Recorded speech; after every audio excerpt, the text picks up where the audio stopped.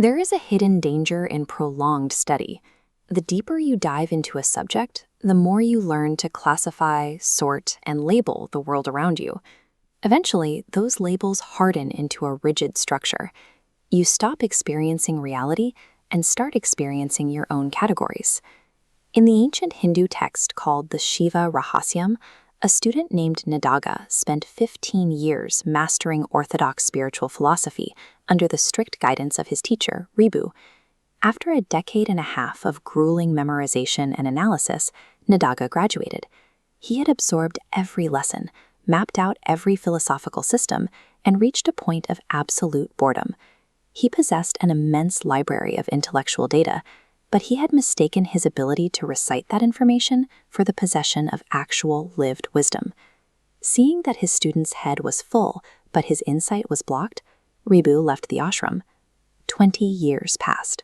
When Ribhu finally returned to the city of Ujjain, he was entirely unrecognizable. His face had weathered, his hair had grayed, and he had disguised himself in the ragged clothes of an illiterate village farmer. Walking into the town square, he spotted Nadaga standing by the side of the road. Nadaga was still interpreting the entire world through his heavily structured judgmental labels.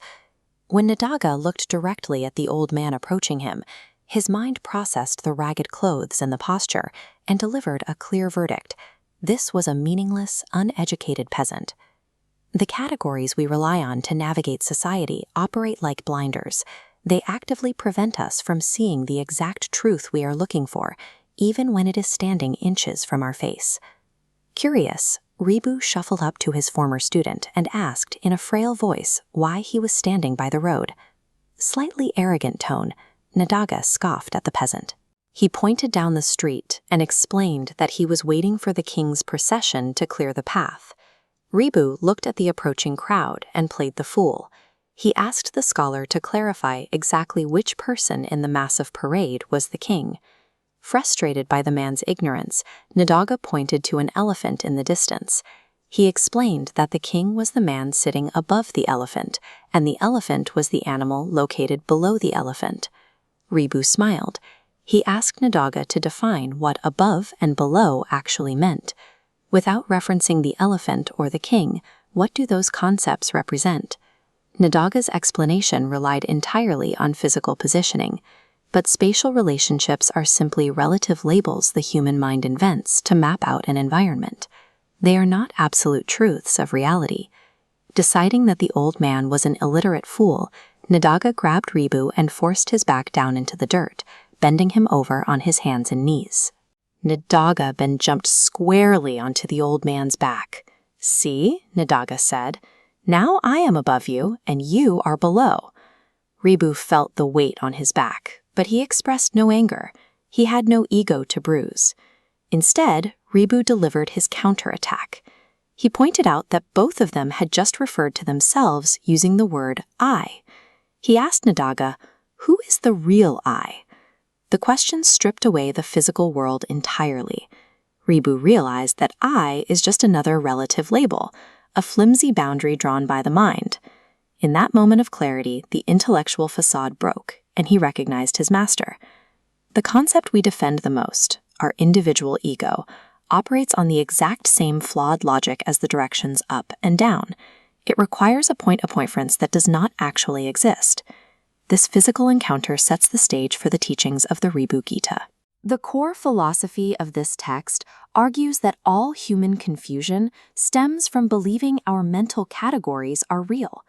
It makes a radical claim. The physical world, our bodies, and all the distinctions we make between them do not exist. They are an illusion, as unreal as the horns on a hare. In the absolute reality of the universe, there is no king, there is no peasant, and there is no individual you or I. There is only Brahman. This is the term for a universal totality, a singular, undivided state of existence, consciousness, and absolute bliss.